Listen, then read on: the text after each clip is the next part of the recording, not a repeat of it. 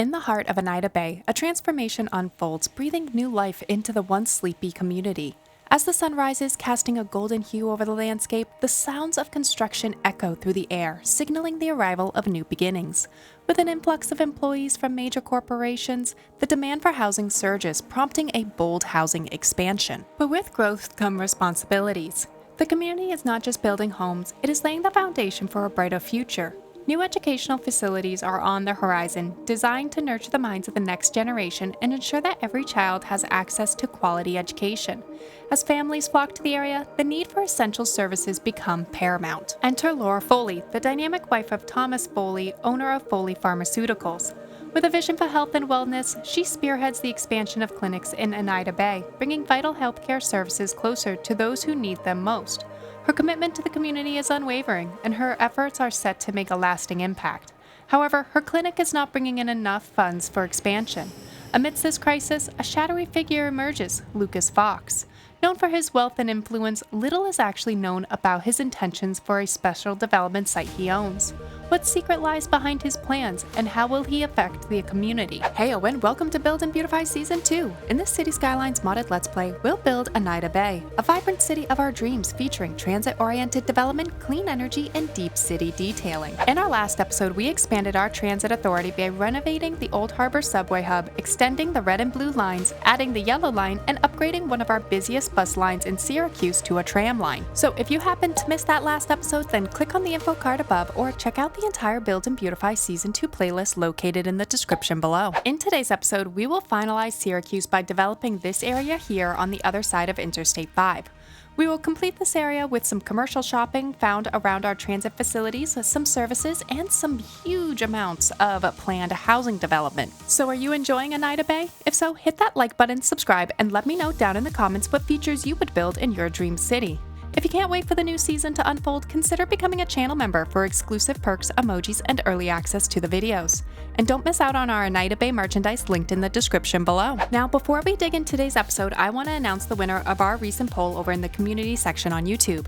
And it would appear that Namandria won with a landslide victory of 70%. So I am wicked excited to start incorporating the history of Namandria into our episodes. So yeah, let's get going with today's construction. So kick back, grab your beverage of choice, and let's jump right on into it. To keep in the spirit of our transit-oriented system, I would like to build 2 commercial areas at a minimum on this side of the interstate.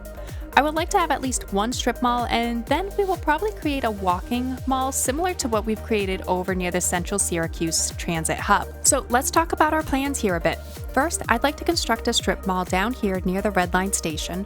This station is smaller and is more of an infill station than an actual point of destination. However, I do not see why we can't place a strip mall in it. There are some particularly nice assets from the Southwest USA pack that I think would work perfectly in this area. So yeah, we will probably put those down there. Second, we will construct a larger mall area here near the Yellow Station, and I'm going to make this more of an outdoor outlet mall, similar to what we built in prior episodes over in Central Syracuse. Finally, we will gauge our demand meter to determine if we should add any additional strip malls along our main road here. So let's start with our strip mall, and I would like to snuggle this as close to the Red Line station as possible. This area is already going to be very vehicle reliant, and that is why I thought a strip mall would be a good choice, as a large parking lot decoration would make more sense in this area that is, vehicle reliant. Now, this is also my first try at a strip mall since introducing mods to our builds, so I am wicked excited as I felt we could create a fairly decent strip mall with the vanilla mechanics. Now that we have unlimited power, let's see what fun decorations we can actually add to this.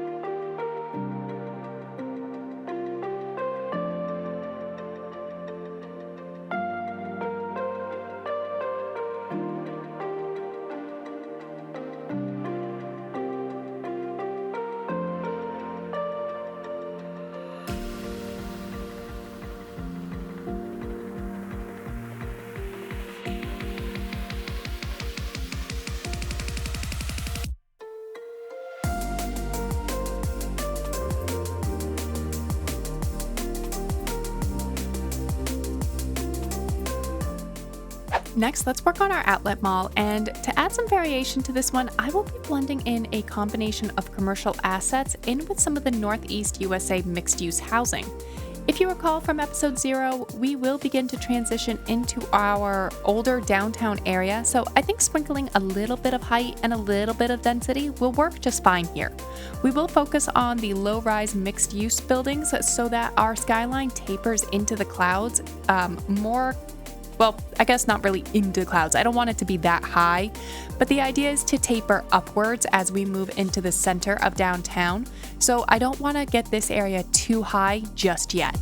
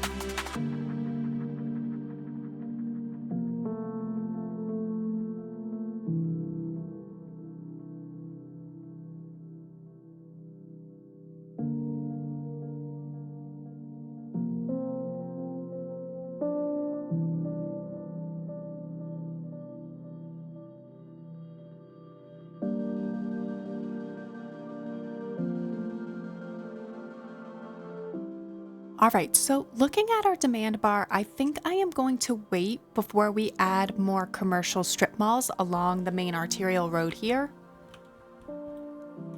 One, it's a pretty big section of road.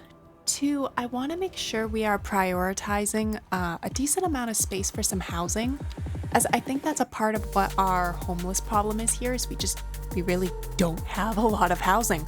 So let's let the game adjust a little bit and kind of catch up with all that building, and we'll go from there. Next, this community will not just be about building homes and businesses, but also introducing some necessary services that we are beginning to suffer from due to the huge expansion we have already done in Syracuse. Now, I would like to start by introducing another school campus which will focus on elementary and high school education, and I would like to use our Southwest Asset Pack for this because these educational facilities have a huge amount of versatility and an even larger student capacity.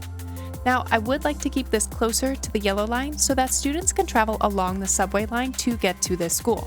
Right now, the bulk of our children are in Syracuse, and any child that is in Cyclops Head could commute along the red or blue line and exchange to the yellow line either in Old Harbor or in Syracuse. So yeah, let's have some fun with these assets, as I haven't really had the chance to play around with these just yet. We will build enough student capacity to accommodate our current demand and provide perhaps even a few hundred student capacity as an extra overhead.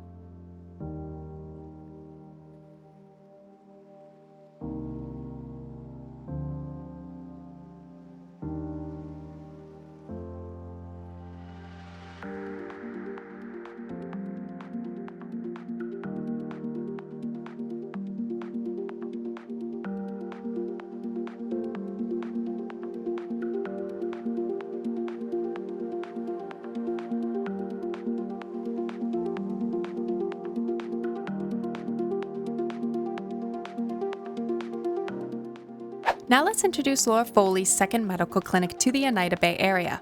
If you recall from previous episodes, her husband left the clinic near the transit hub in central Syracuse to pursue his dream of curing disease with state-of-the-art medicines, and while his endeavors are still ongoing, Laura continues to support his dreams hands-on in the community itself by advocating for the construction of a new medical facility which will help alleviate the overcrowded capacity of the current ones scattered throughout Eneida Bay. Now, despite the fact that Foley's Pharmaceuticals is still repaying the construction loans for their factory site, Laura has partnered with a mysterious benefactor to provide a gorgeous and posh medical facility to this area. He has donated a substantial sum to provide the medical facility additional wings to cure more than just the common everyday symptoms and provide a detached building that specializes in long-term elderly care, such as a nursing home.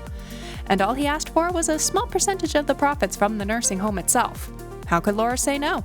Therefore, this site is going to contain 2 separate small medical buildings, a small park to accompany the nursing home facilities, and ample amount of capacity to assist with the coverage of Syracuse's medical needs.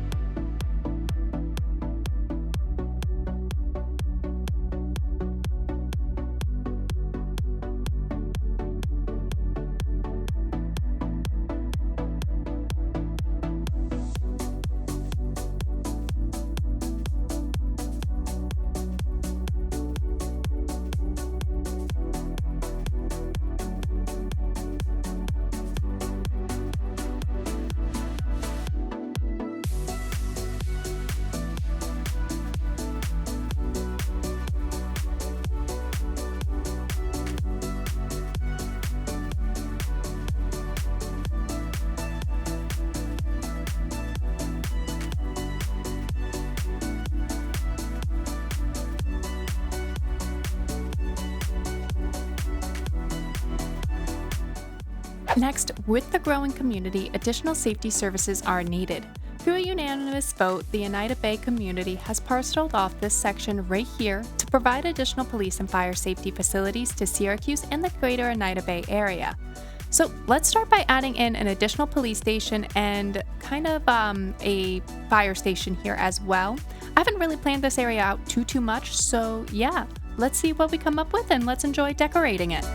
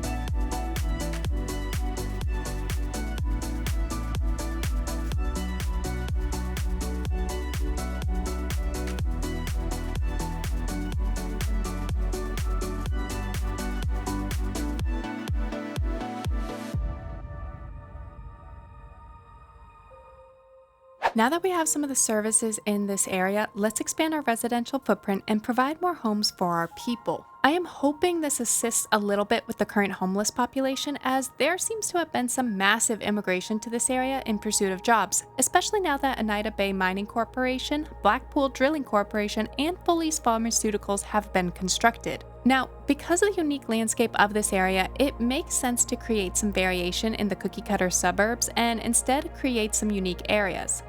Therefore, we are going to start with some zoning space near the waterfront, and we will fill this in with North American waterfront housing, as I want these homes to be a little different and kind of have a wonderful view of the what will become the older district of downtown, once we build it. So let's come on in and let's get those houses zoned. And just for the record, I know that the housing is only going to assist the homelessness a little bit. Unemployment is also a big problem right now, but we will be fixing that in coming episodes.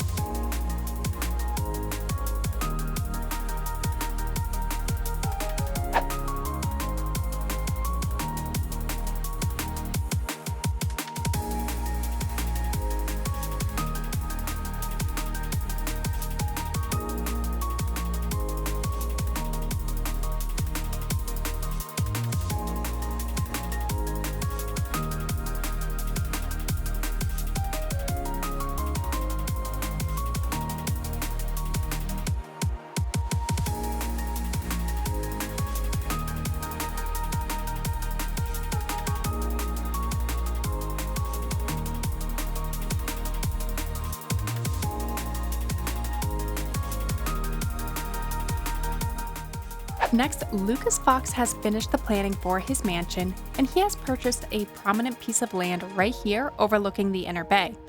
And it is here that we will build this unique house. So, what we will do is come on in with one of our unique signature buildings, the Industry Mogul Mansion, and give this area its own little spot, complete with some details and some gardens.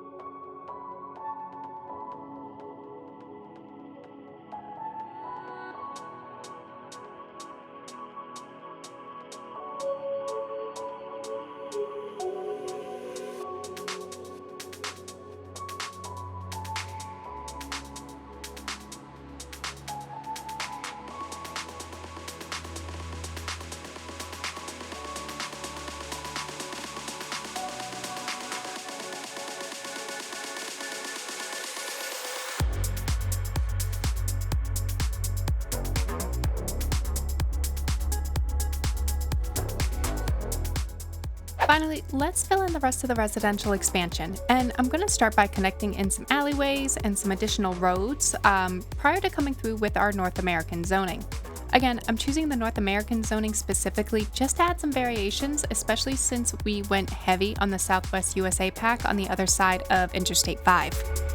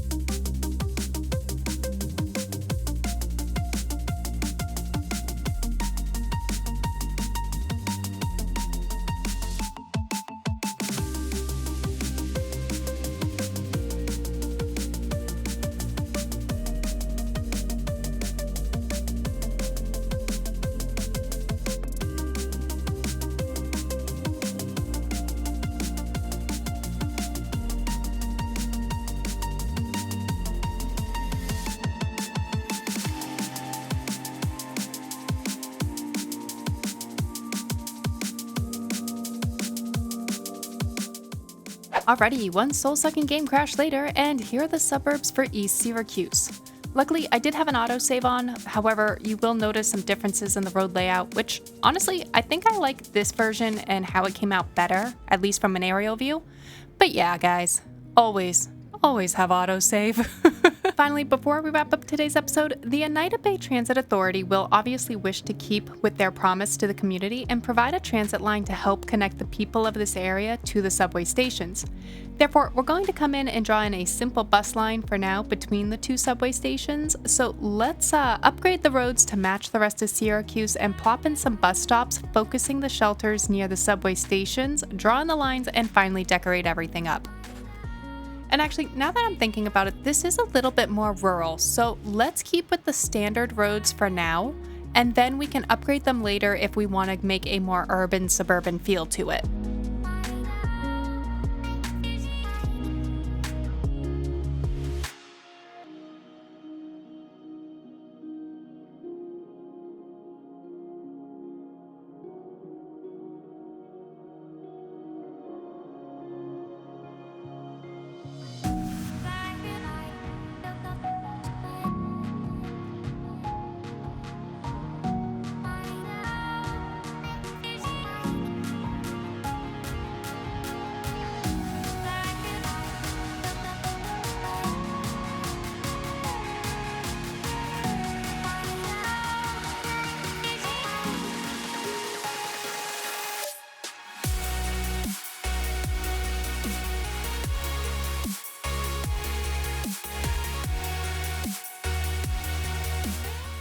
Alrighty everyone, I think that just about wraps up today's episode. So, if you enjoyed today's episode, please hit that like button, subscribe, and leave me a comment down below letting me know your thoughts on today's build.